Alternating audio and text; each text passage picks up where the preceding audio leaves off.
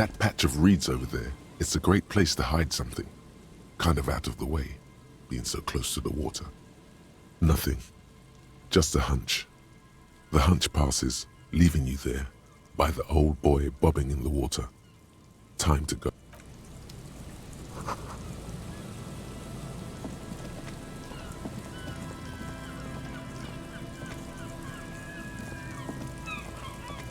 Here we go.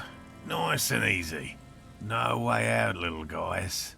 There's a cylinder on the ground in which the man is arranging some netting. It looks like some kind of trap. He notices you. Who's there? Oh, the police. Hello, officers. Is that the police? Why are the police here? Don't worry, Gary. I'll handle it. To what do I owe the pleasure? That's sarcasm. He takes no pleasure from your appearance. Oh no, it's all right. I'm just busy. What's this about? Hey, of course. Thank you for passing along the message. That damn water lock is broken, and we can't go all the way around the AL-81.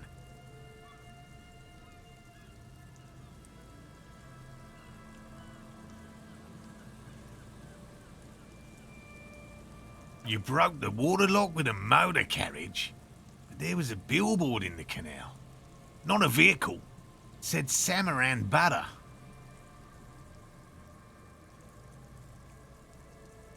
Did he say we can go back now?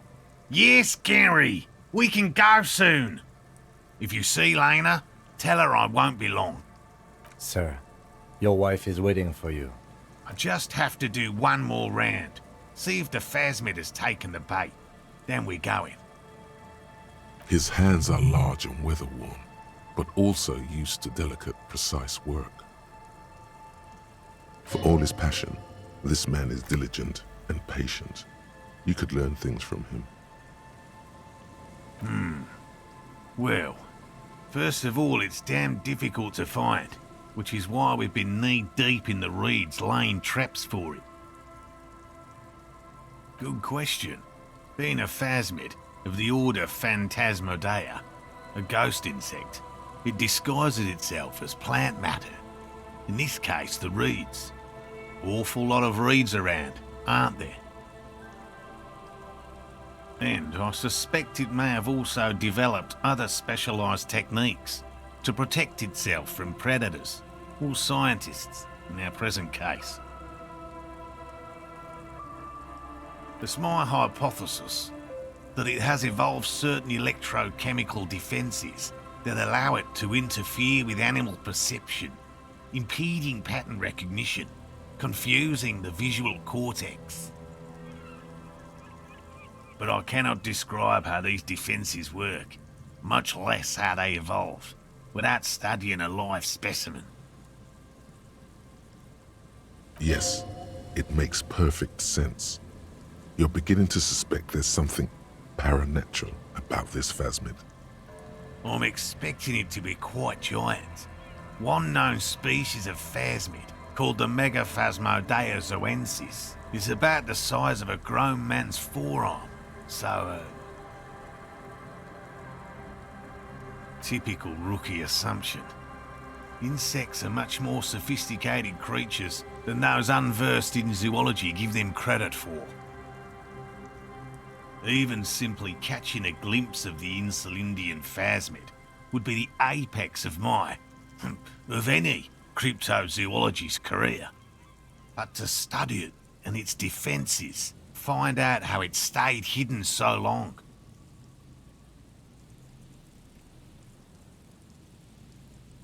Very little, I'm sorry to say. No one's ever captured a specimen, so all our information is based on first and third-hand accounts. Not yet. That's what makes it a cryptid. Just out of curiosity, if there's no proof of its existence, how do you know it's real? I know it's real. It's clear that his obsession with the phasmid is driven by something more than the pure pursuit of scientific advancement. By which I mean, I've heard enough first-hand accounts to believe quite firmly that the Insulindian phasmid is more than mere superstition. Yes, the most recent sighting was by a couple of teenagers along the coast here. That's what brought us to Martinez specifically. It's the first credible sighting in several decades. Admittedly, it's an unusual location for this species, but with all the sewage runoff upstream, it probably doesn't matter much anymore. I have to resist the thought. Such an extraordinary creature is doubtlessly highly resilient. After all, it's generally thought to be capable of parthenogenesis.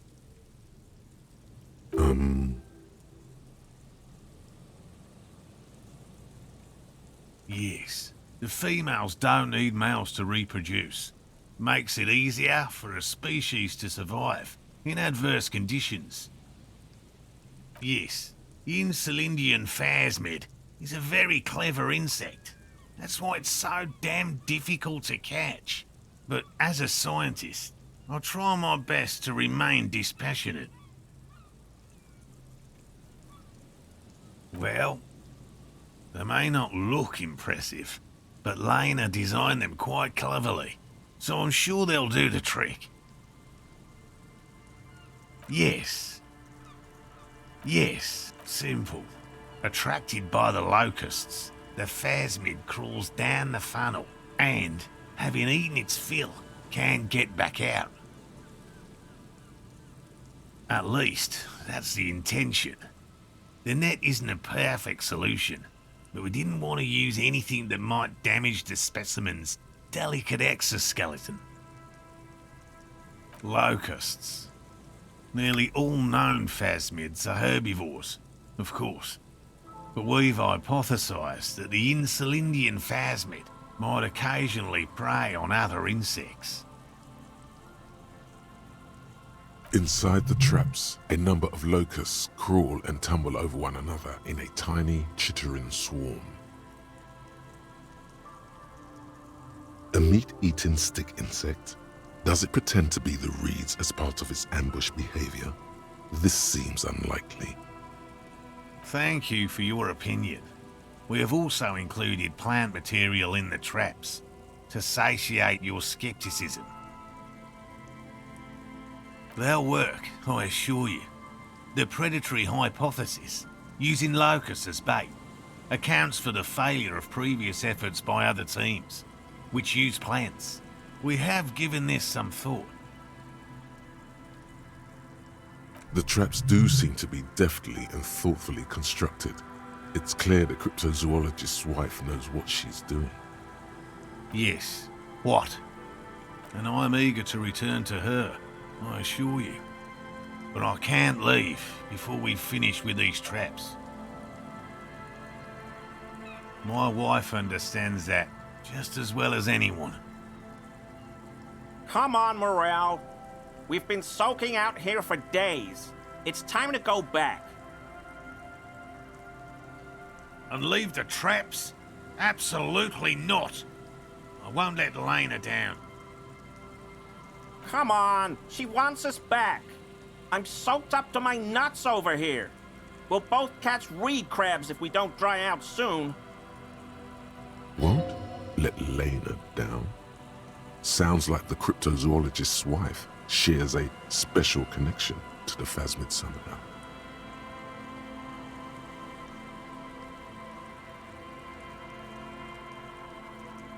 Of course it's important to her. She's seen it. A verified sighting, on record. One of only 4 this century, and it's hers. Yes, that's how we first came to know one another, in fact. But that's her story to tell, not mine. Needless to say, you must ask her about the mysterious phasmid. Suffice to say, It's long been our dream to find proof of the Insulindian phasmid together. I can't abandon course now. No. The traps need to be monitored on a regular schedule. What would we do if the phasmid were to starve while we were sipping tea at the hostel? He's dead set on this. I could go for some trap setting. I didn't expect you to take such an interest in our work here, officer. Yes, indeed. Both require a great deal of research, attention to detail, and, above all, persistence. There are 4 in total. One is to the south, on this little peninsula, by the boathouses there. It's very near. Another we set in Land's End, to the northeast. It's behind a small sand dune there, on your way to the old radio tower, after the church. The third is set near the canal, where you crossed, by a concrete slab. A big thicket of reeds going up the slope, and among them... You should check at least one of those before returning to this one, since I just said it. This one's more of a technicality, but still, better safe and stupid than sorry. That seems like a lot. Do we really have time for this extracurricular venture? Is it? If you think it's important, you have been right before. Bring it to me at once. Just make sure the trap is closed tight. That's highly unlikely, officer. But in the event you do, I'll spray you with a pheromone mixture I developed. It's made of musk and research chemicals. The pheromone should attract the insect to you, or at least prevent it from bolting at the sight of you. It's quite potent. Will last you about a week.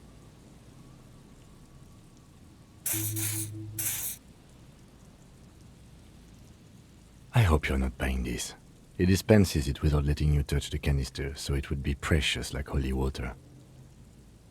It is precious. A single dose cost me 50 real to develop.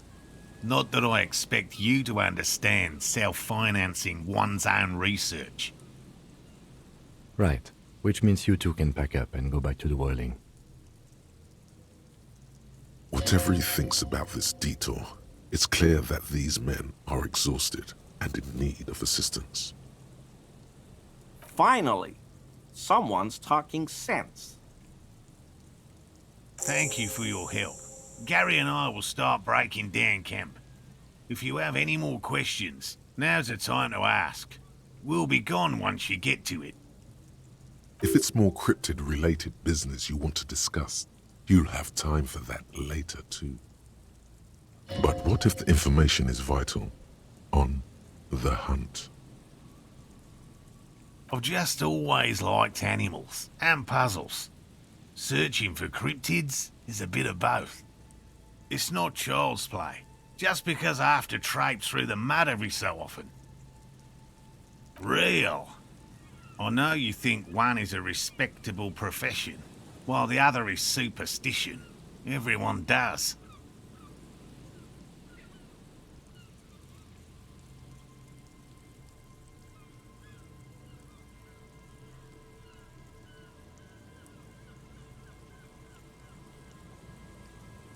Indeed. My methods do not differ from other scientists. I simply draw upon a wider variety of evidence. And I have more hope that something truly surprising might happen. No, as I said, I have yet to catch a cryptid, although I have come close. Close enough to keep trying.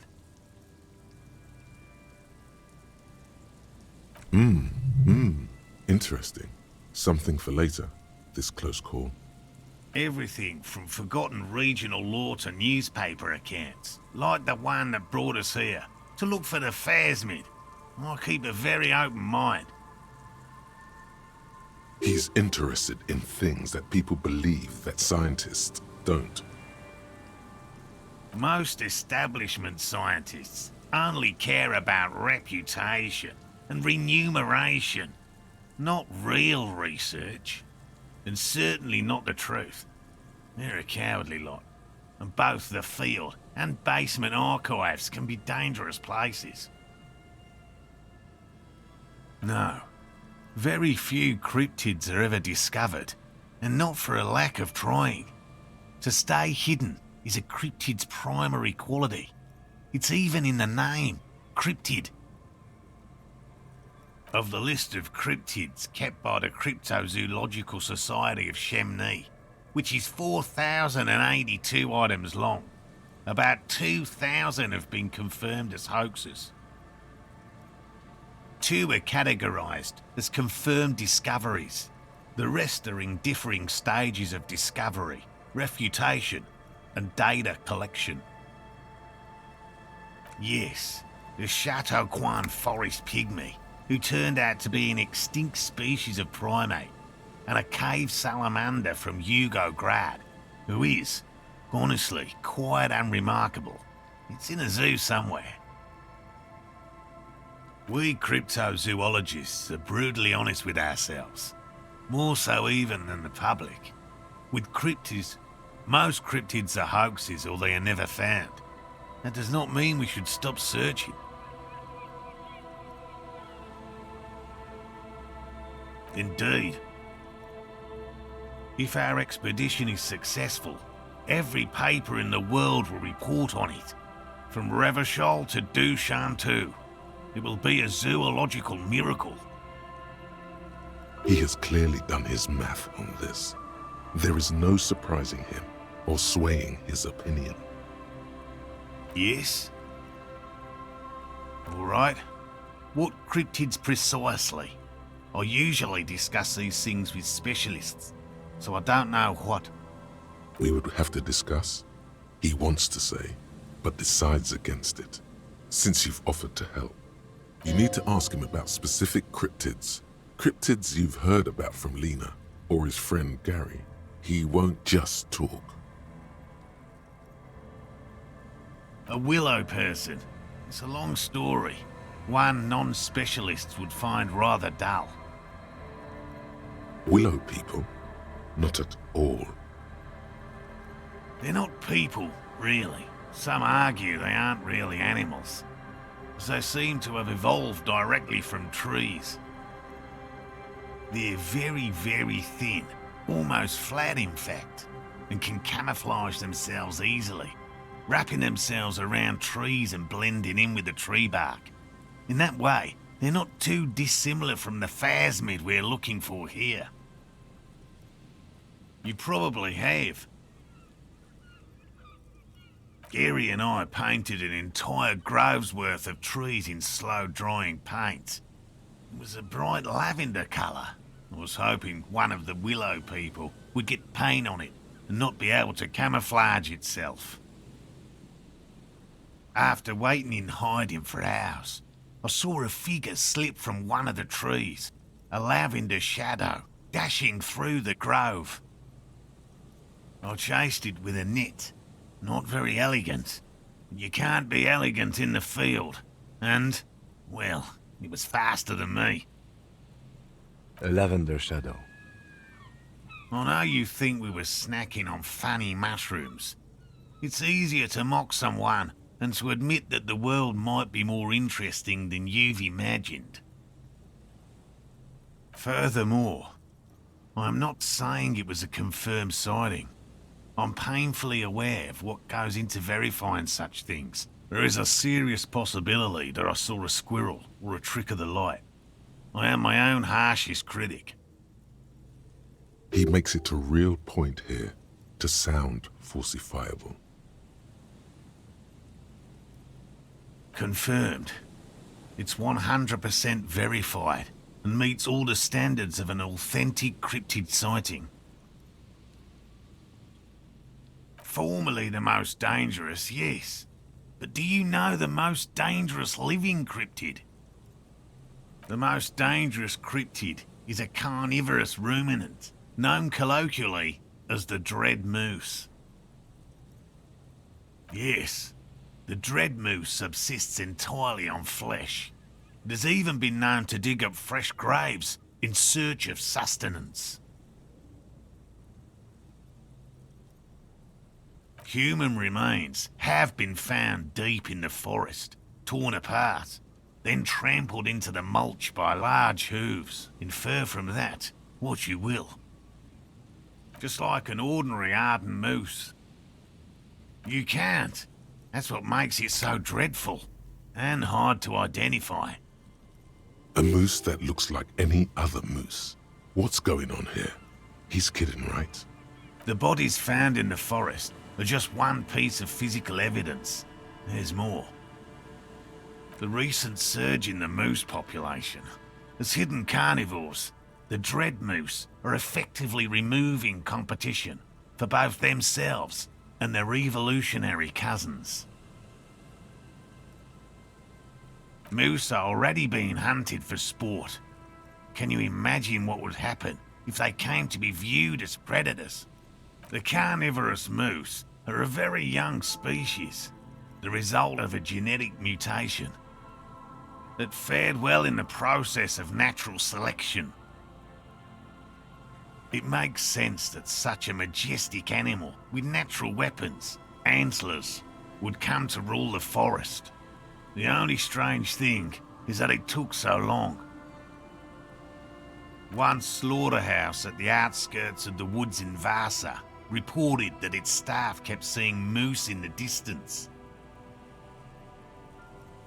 The moose would just stare at the building, as though they were waiting for something, its eyes bloodshot and full of cruelty. And that's not all. Some of the slaughterhouse apprentices went hiking by a nearby creek and saw a moose nibbling on an unidentified carcass. This isn't something unique. Various species of deer have been known to scavenge when plant food is scarce. Anyway, there is more than enough evidence to justify a thorough search for the dread moose. Let's close the subject before it turns into an argument. Here is a man who has had more than his fair share of heated arguments and would, surprising as it may seem, prefer not to have any more. That's impressive, I guess. But have you seen it with your own eyes? Remarkable. When? That's what I thought. You haven't actually seen it, and I can't imagine how you could either. The Samaskil desert region has been embroiled in a civil war for the last 8 years. I fear this mindless barbarism may have wiped out the elusive creature entirely. Sightings of towering luminosities have grown rare recently, while they once used to be constant. Yes, sightings of mirages are constant. A mirage is a constant phenomenon that people have no time to report when a war is going on. It remains unclear what this has got to do with you seeing it, as he was inquiring before. He was just being defensive.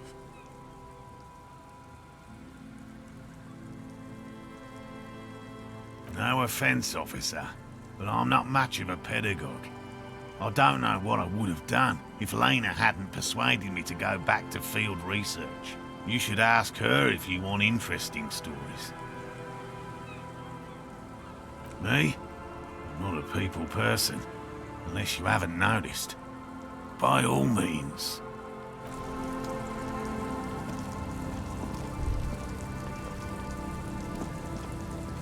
Hello, I'm Gary. Very generous of you to help us out, officer. Yellow man. I mean, officer. The lieutenant raises his eyebrows slightly and takes out his notebook. Yellow man. Interesting. This is something to ask him about, after a little probing first. I'm just waiting for my friend Morrell to finish up with his insect traps so we can return to civilization.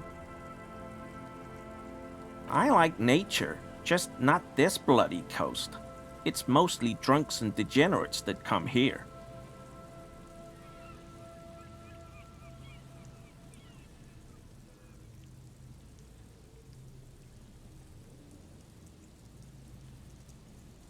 Oh, I didn't mean it in any scientific way. Oh, so that's what the RCM in Martinez is about. Great. Great to hear someone's finally taking care of that. So you do know something about it? No. Nothing. He was some kind of mercenary. But everyone here knows that. I'm just glad to hear you're looking into it. That's all. My mug? Why would you think that?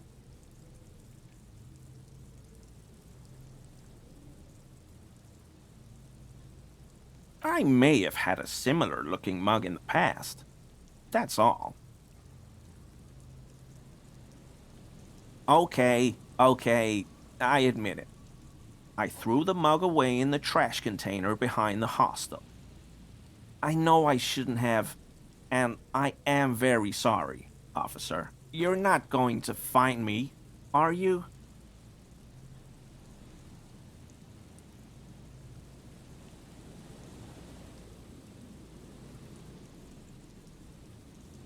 Whew.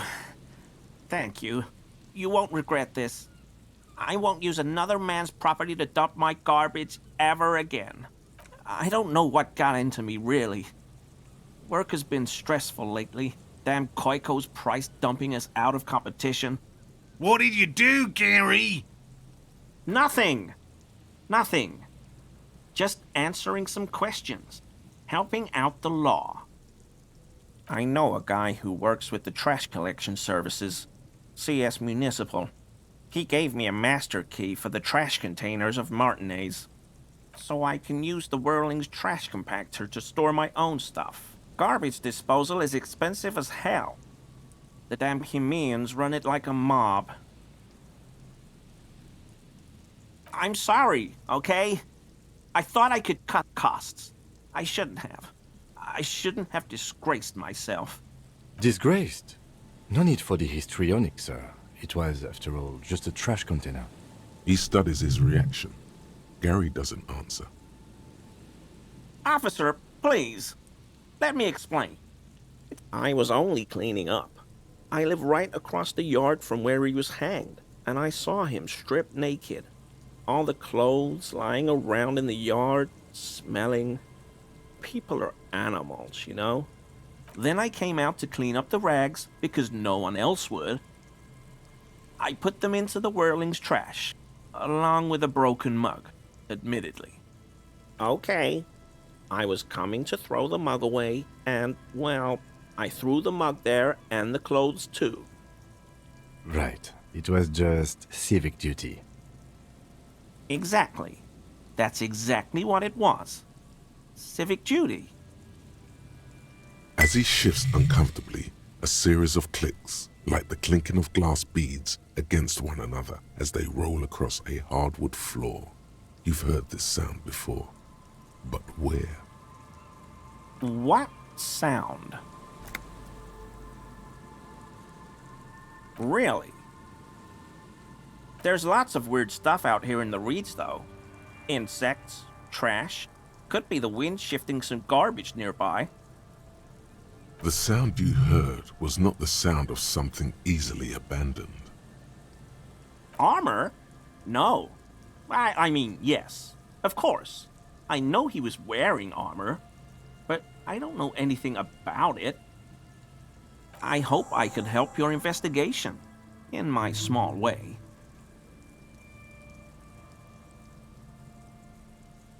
No. I help Morrell with research sometimes, and I've learned some things along the way, but I don't usually go in for picnics like this on my own. Not many Sealites here, or anywhere, other than Sale. I meant no offense, truly. Do you remember how, when we met Measurehead and I said the next races will be a really good one? Well, this is that racist.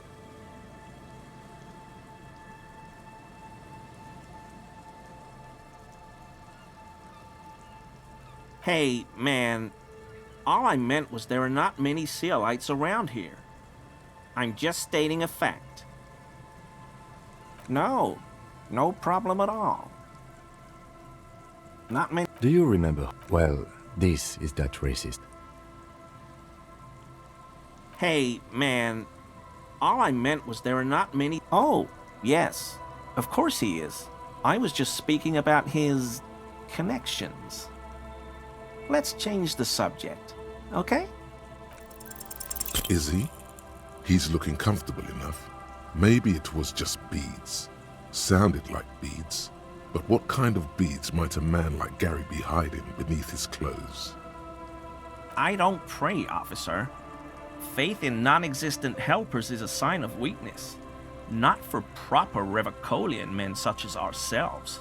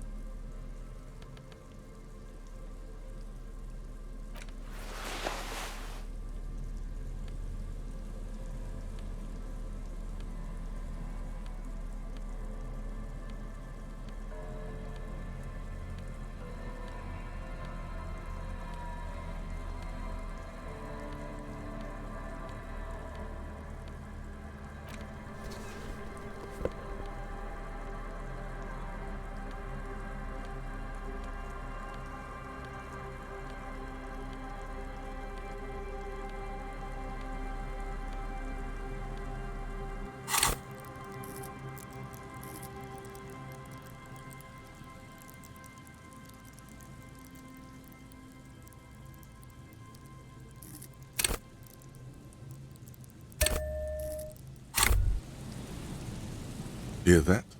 Magnesium. That's what you're lacking. The lack of magnesium has you slouched. Yes, and it's critical. Look at yourself. You're practically devolving into a fish due to the lack of magnesium in your bloodstream. You need to get so magged up. You've probably had 2 heart attacks and a minor stroke already. And the only prescription is insane amounts of magnesium. Always a pleasure to see an officer of the law. I mean, officers.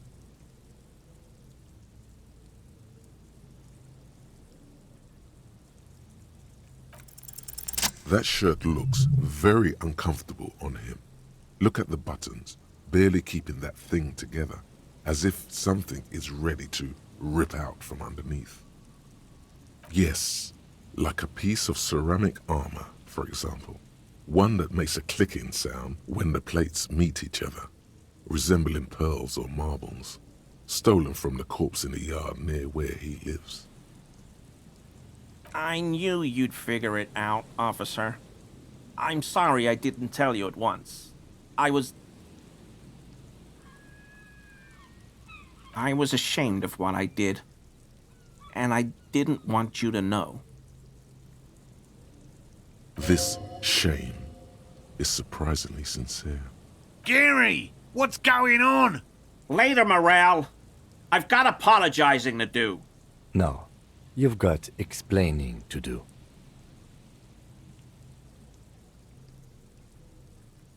Because I was weak. I should have told you the moment I saw you. But The hell, Gary? You in trouble? I'll explain later.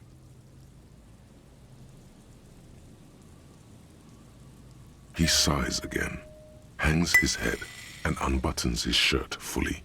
A cuirass that matches the dead man's boots comes into view. Soon it is in your hands, smelling of his sweat, but so light to hold, like a bag of cotton. Everyone was picking those pieces off him, and I was watching them do it. And they'd scattered his clothes all over the yard, everything. So I went there to take out the trash and started cleaning up.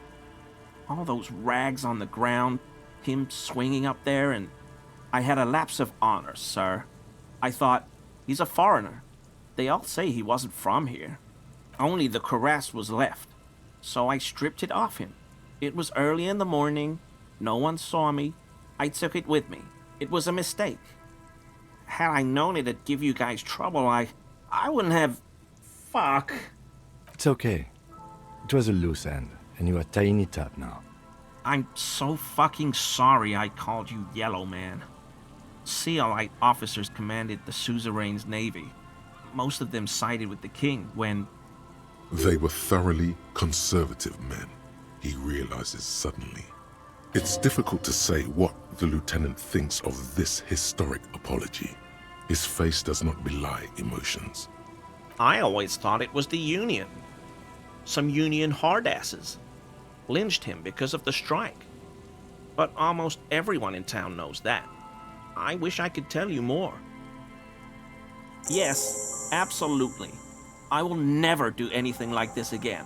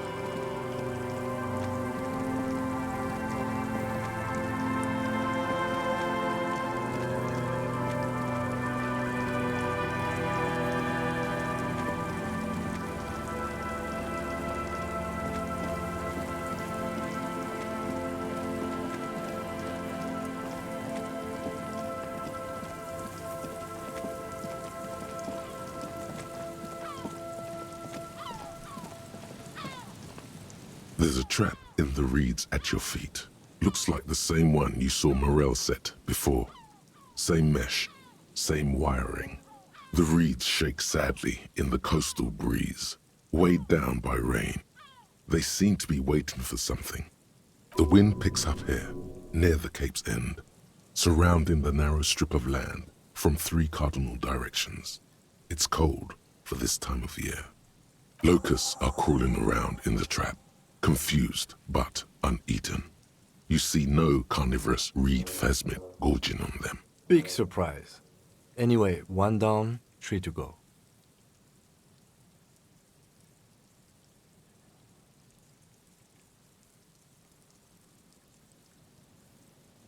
I meant no offense. Just...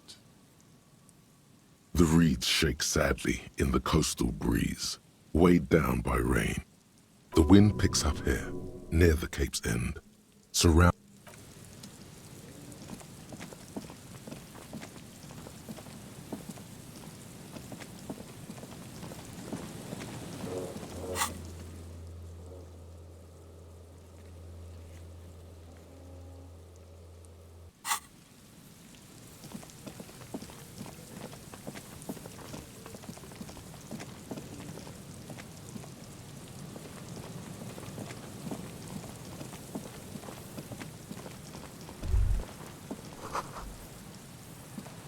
An old door, worn by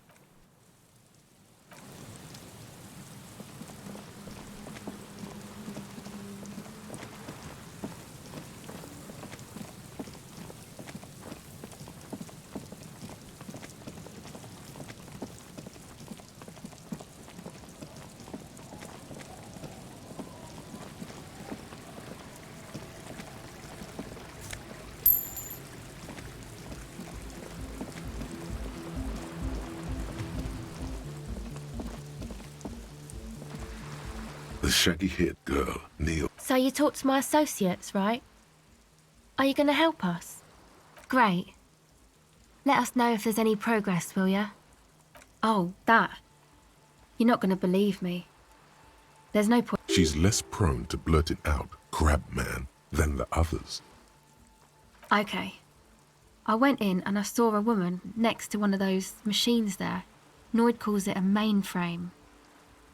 She was dressed like someone who's been raised by their grandmother, you know, strange old clothes. Had this absent expression, and then, you know, right behind her, a man crawled down the wall. Upside down like a crab, down the church wall. I think the woman didn't even know he was there. He was completely silent. He stopped right before he got to the floor, then just hung there like that, looking at me. Right at me. I fucking turned around and walked out. End of story.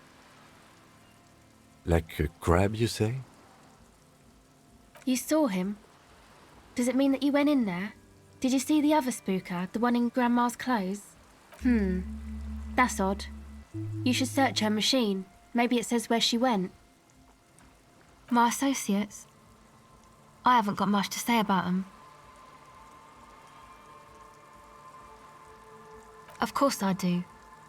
I just don't tell people about my friends and who they are and so on. I don't provide information on them.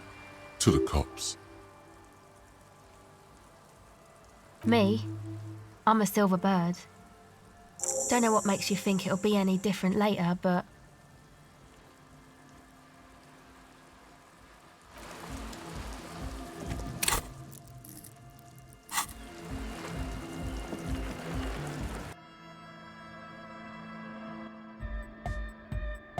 The young man with the... This is hardcore.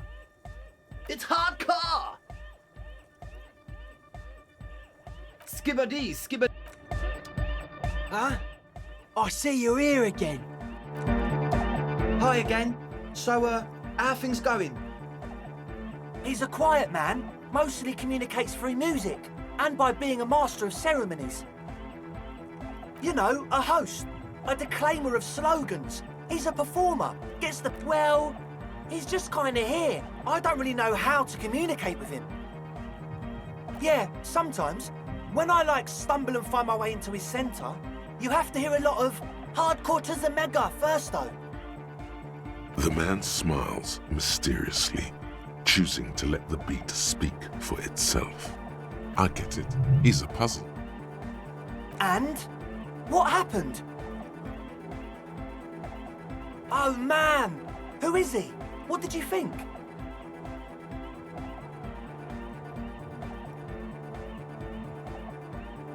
Really? Huh.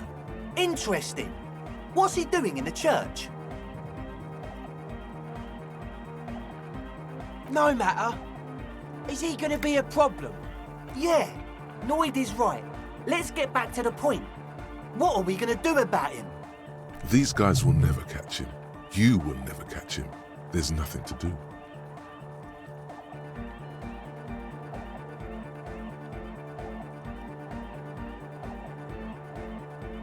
I dunno, man. Doesn't it feel like a major hindrance to you? A spooky guy climbing around when all the guests are trying to have nice, friendly hyper time? I guess it's not a massive problem, now that I think of it. Everyone is welcome to dance till the morning light! Yeah! Maybe. I guess we'll figure something out. Okay, but what about the other spooker? The one in Grandma's clothes? Did you see her? But she's in there somewhere. Has to be. Have you tried investigating the machines? Anyway, do let us know if you see her.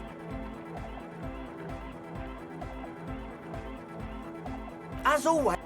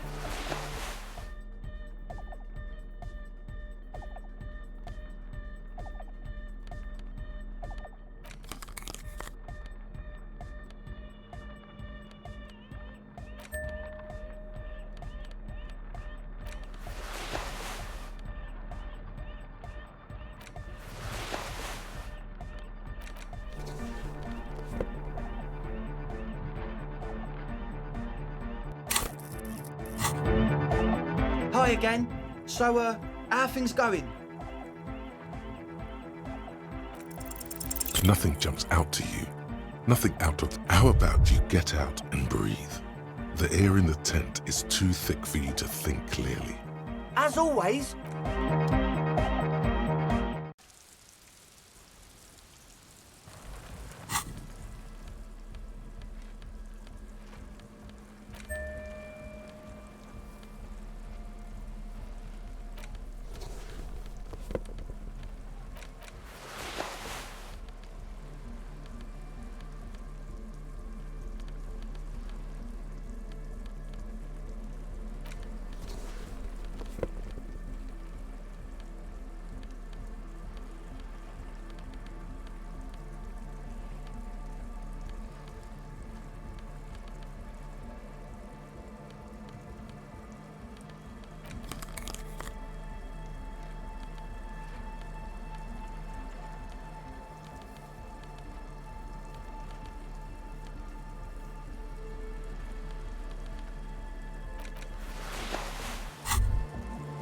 Honorable One, you have accumulated a substantial amount of honor points on your life path.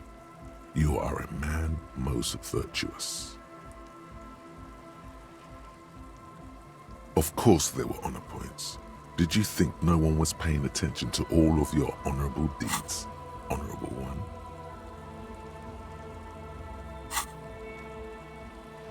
Oh, the modesty on this one. Another 10 honor points for you, sir. You are on the fast track to becoming one of the rarest, most revered of all police officers, an honor cop.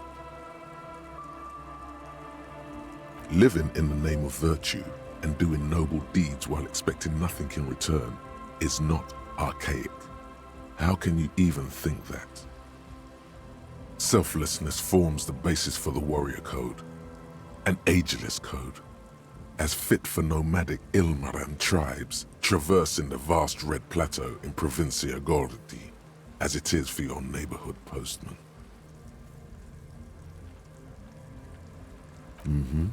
You are like a wandering night monk setting right the wrongs of the world you come upon. Are you ready to drink deep from the cup of honor? Yes, your deeds have spoken for you, Honorable One. But to fully drape oneself in an eternal cloak of honor, a ritual must be completed. Even among the honorable, only the most dignified are deemed worthy. But you, O honorable one, have excelled in honor. Honor comes from deep within you, and to truly know oneself, to know one's honor, one must reach deep within oneself and touch one's honor. You need to bring the thumb of your right hand, your sword hand, to your rectum and stick it in there to form the Arch of Honors. People will be in awe, admiring a police officer most honorable, in a sacred ritual of uttermost righteousness.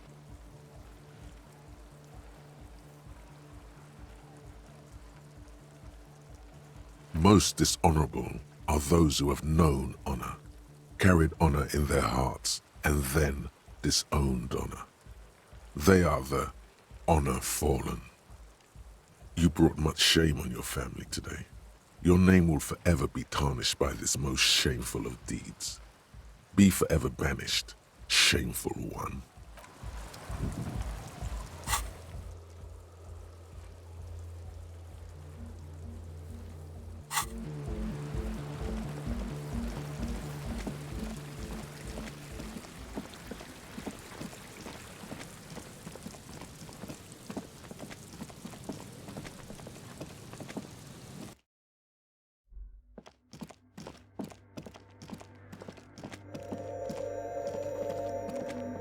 Oh, hey, Wade. There's coffee in the back. Other spooker? The Aita is Grandma? You just have to wait until she comes back, or search through her radio computer.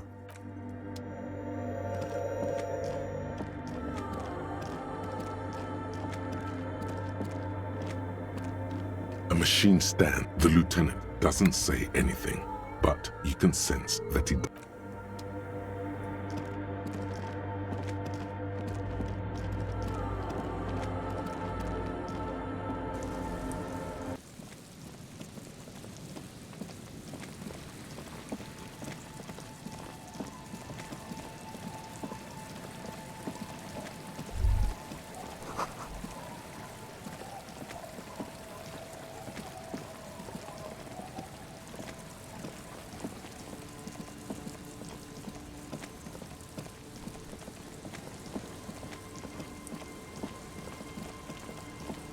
The old woman, the buzz of electric lights blends together with the slow rumble of the ocean waves at night. Yes, I can't really sleep anymore. Only a few hours a night. It happens when you grow older. My suggestion is, don't grow any older than you already are. That's old enough. What's...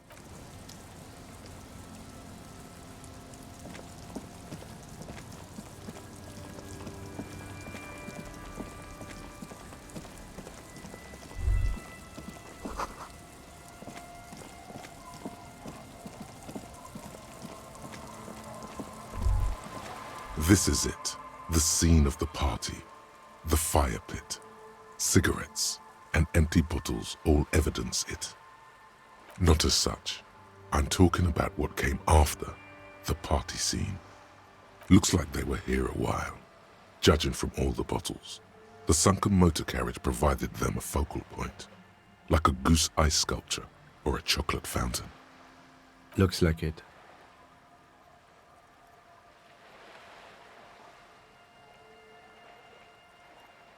Not as such, no. Let's keep moving, detective. Somehow, he doesn't want to dwell on it.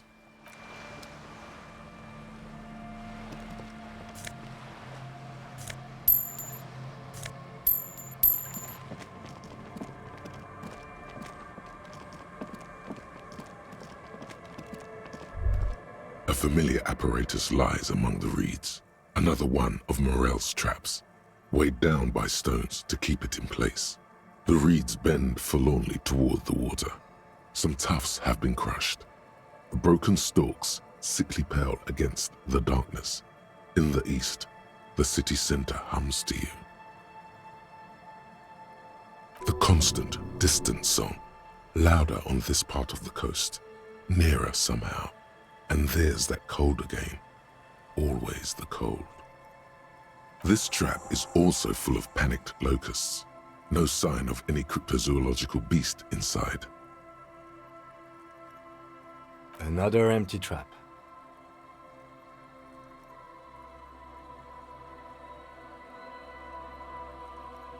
Always up for a good jog. Otherwise, would I still be on this case with you? The reeds bend forlornly toward the water. Some tufts have been crushed. Broken stalks, sickly pale against the darkness. In the east, the city center hums to you. The constant, distant song, louder on this part of the coast, nearer somehow, and there's that cold again, always the cold.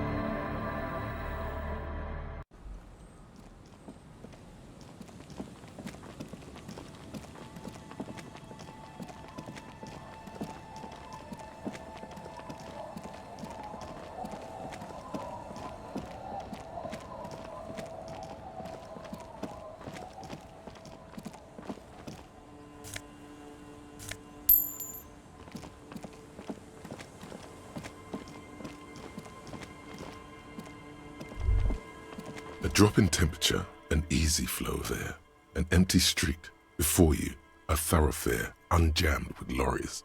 No more drivers smoking on hitch steps, just silence.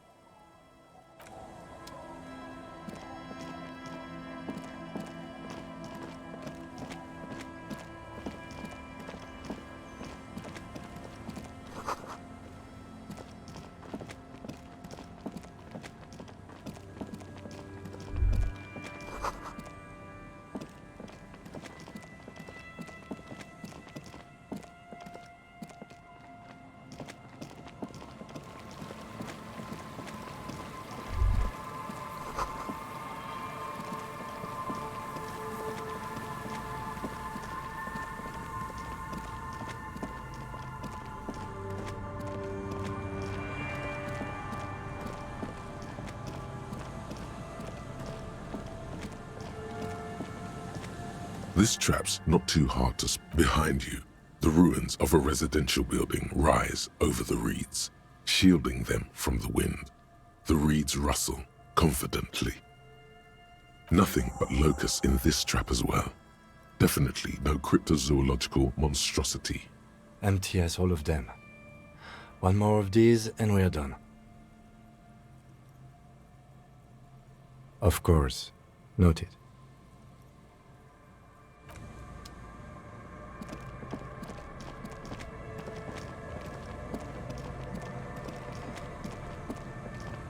This is the last of the traps.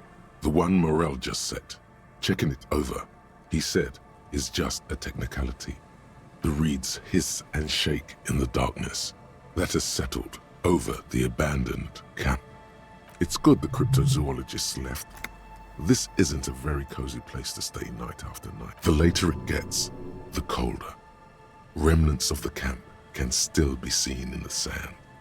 The fire that's gone out. You feel strange, somehow. The trap feels light and silent as you pick it up. Something is different here. No locust, no phasmid either, but still. Well, the bait worked on something. This doesn't mean it was a reed monster, though. Unless you see one in there, I just see an empty trap. The netting is a little untidy, messier than the others. Like someone or something picked the trap up and shook it before dropping it back down on the ground. Perhaps our cryptozoologists have competition in the form of an actual entomologist, or someone else is sabotaging them. I could present more theories, but then I would be taking this on as a case, which I'm not. Okay, but after that we get back to our own assignments. There is no justification for this detour at this point of our investigation. We have a lot of work to do back in town.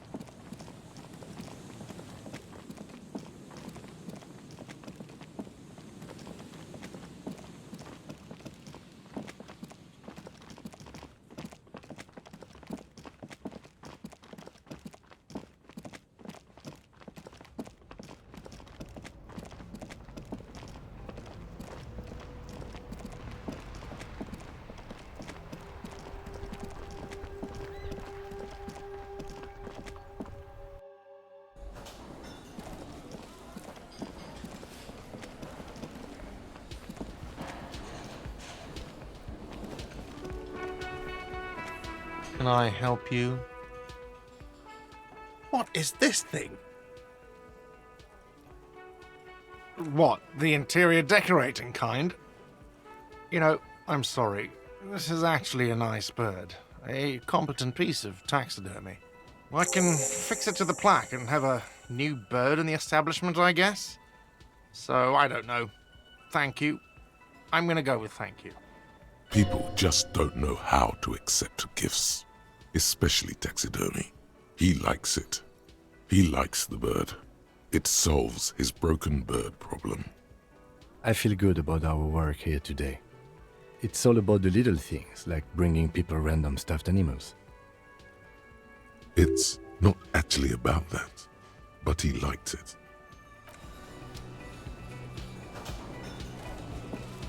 Boy, am I ever so grateful to you, officer. But I'm not the only one who wants to thank you. Oh, sweetie, I don't even know how to thank you for finding my husband and helping him out. I hope we haven't been too much trouble for you. Here, I want to give you a small token of my gratitude. It's a tie, Mexican origin. The pin is an antique, quite special. The little silvery knob holding the tie together feels warm in your hand. It's in the shape of an avian skull with 8 eyes. Oh, you don't want to hear about some old woman's ramblings. Ramblings? Nonsense. Your description of the phasmid is the most precise I've ever heard. But darling, I didn't even get the size of it right. Measuring things is important. How did she get the size? You were a child, my dear. Really. It's extraordinary what you were able to describe. Now go on. Tell our friend about it. He's proven his interest in the field. Reflexively, the lieutenant read his familiar notebook. Well, it was summer. I was building a racing track out of sand on the beach near a tall stand of reeds. Quite a tall one. Many times my height, I remember. When, all of a sudden... I'm getting ahead of myself. I was 5.5 in Betancourt in the suburbs. My grandmother had a summer home there. The strangest moment of my life. I looked up and one of the reeds moved. Not like a plant, but like a living thing. It stood up and looked at me. Its body unfolded like some antique toy. I've never seen anything like it. I didn't know this can happen, so I reached my arm and touched the thing.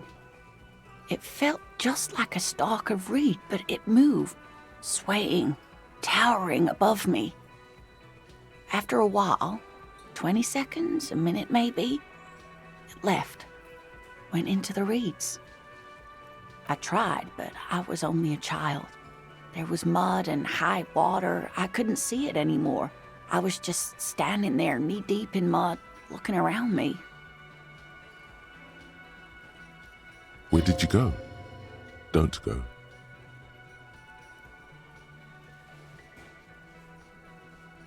I ran back home to my grandmother and asked her if reeds could walk, and told her they were looking at me. Of course, she just laughed at me, but I knew what I'd seen. For years, it was a story I told at parties when I wanted to impress boys. That sort of thing. Of course, most people just took it as a strange, amusing anecdote. So did I, honestly. But then I met Morrell. We were on a date. Can you imagine? She tells me a story, and it's the most detailed report of the Insulindian phasmid I've ever heard. The sounds. She told me it hissed. So that's how they met. This is beyond significant for them. It did, yes. Like reeds in a gust of wind. The way it moved, the colour, how some of its limbs were white, like marble. It matched perfectly with what I know from other accounts. It was amazing. If it weren't for Lena, I might have given up hope years ago. It's no exaggeration to say that she restored my faith in my profession. Our first, yes. Not all of them. There is some white coloration reported, along with beige, where the camouflage ends. It's hard to say how big things are when you're quite small yourself. To me, it seemed to be taller than I was then, but that's probably not the case. What if it is the case?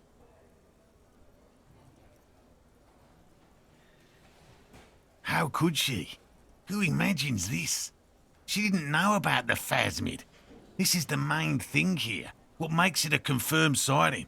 She had no previous knowledge of the insect. So she couldn't have made it up, or imagined it. That's true, yes. I'm almost certain neither my mother nor my grandmother knew of it. It was only when I started telling my story as a teenager that boys would tell me, "Lena, you trying to tell us you saw the Insulindian phasmid out there in those reeds? Get out of here." They just give me a cider and ruffle my hair and tell me to stop dreaming. But I saw it.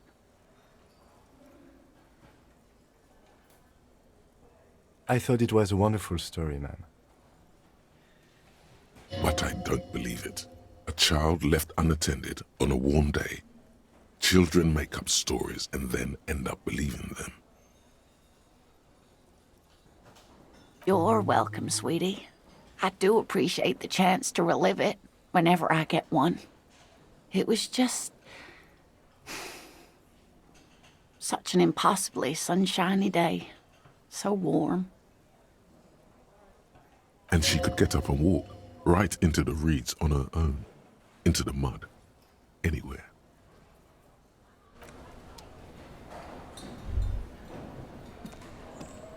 I couldn't possibly shower thanks on you as enthusiastically as my wife has, but I am grateful for your assistance, officer.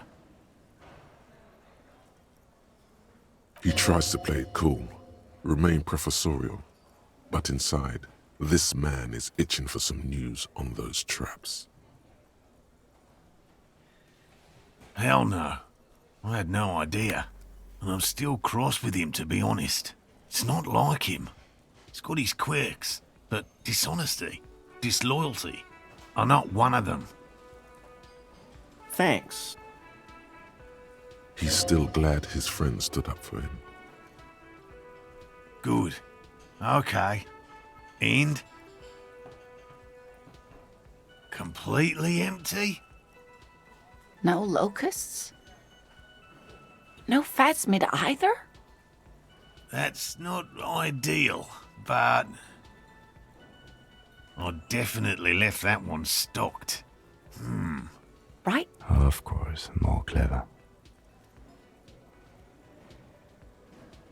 You're dealing with a subject near and dear to their hearts.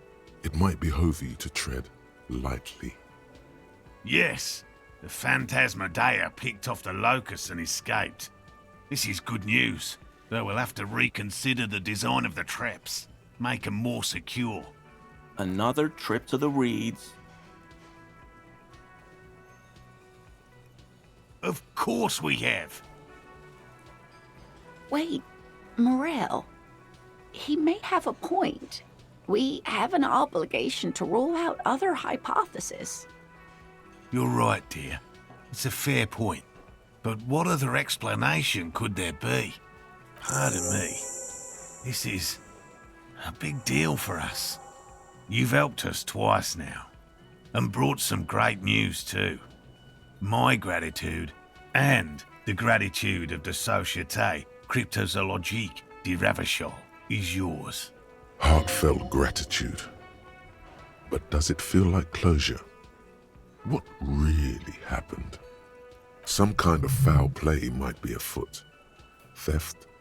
Thank you, it's an honor. We should probably return to our main investigation here. This has been refreshing, but... Helping cryptozoologists isn't really a priority for our organization, is it? The lieutenant looks out the window, impatiently.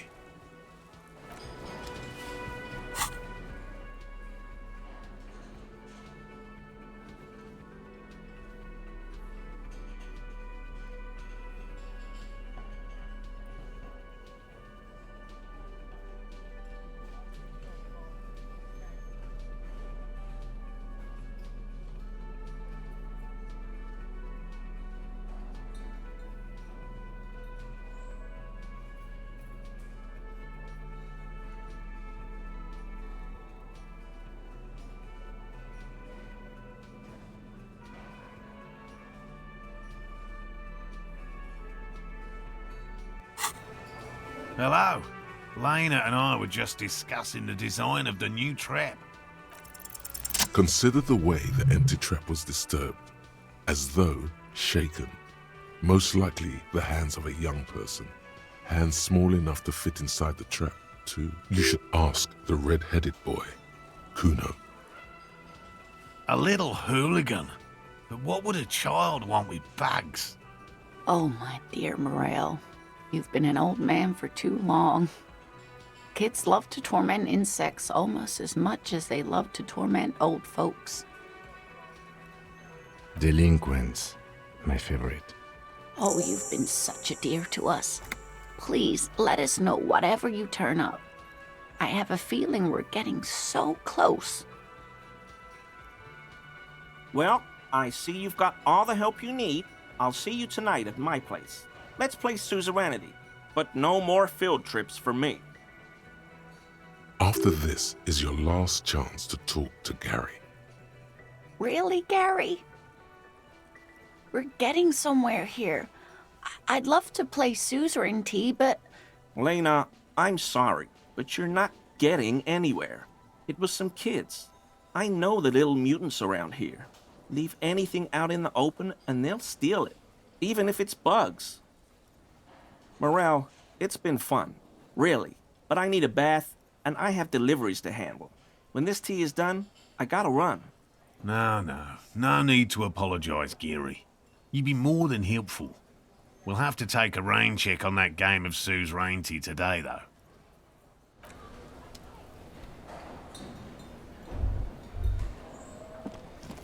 Always a pleasure to see an officer of the law. I mean, officers.